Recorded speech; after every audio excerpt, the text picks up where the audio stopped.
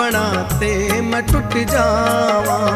पल दो पल पलकां दी दहलीज ते, पल दो पल पलकां दी दहलीज ते, इक अथरू बना ते मैं सुक जावा।